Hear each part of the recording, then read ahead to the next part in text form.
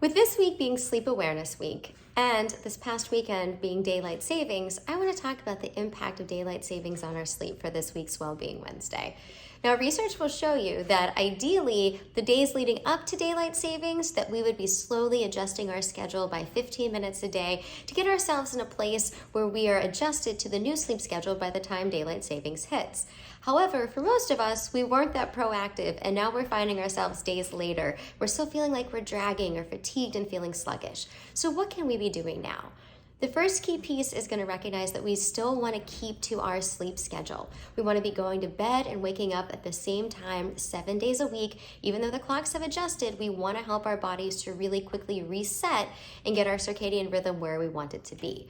Knowing that light also has a significant impact on our circadian rhythm, it's going to be important to get daylight and to get bright light as soon as possible when we're waking up in the morning. If you wake up before the sun, turn on all the lights in your house. If you can, open the windows, go outside to check the mail, do something that's going to get you that immediate burst of light that's going to help to jumpstart your system and reset your circadian rhythm.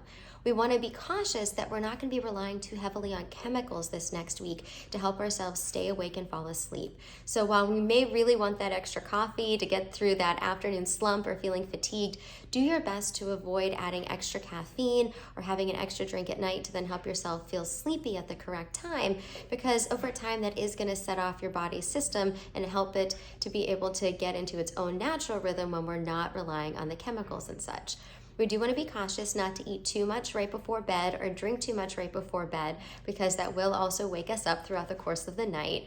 And just really making sure that we're paying a bit attention to what we're doing these next few days. We know that research shows that there are more car accidents and other things because people are feeling more fatigued, and their memory and attention and focus and concentration isn't always ideal when we're feeling more sleepy. So when you can, do your best to schedule things that are going to take more focus, more attention, more mental and physical energy later in the week, so that your body has a few more days to be able to adjust to those shifts and those changes with daylight savings. And if you are going to find yourself taking a nap, you want to be really cautious and careful. We do our best to try to avoid that these next few days after daylight savings, because that can reduce our sleepiness and make it harder for us to be able to fall asleep at night or delay our ability to fall asleep, and then we sleep longer or we feel more tired. So ideally, if we can avoid the nap in the next few days, it would be most helpful. But if we need to take that nap, keeping it much shorter, about 20-30 minutes max, so that it doesn't deplete too much of our sleep debt, but helps us to be able to get that little bit of that jolt to make it throughout the rest of the day and power through. Be well.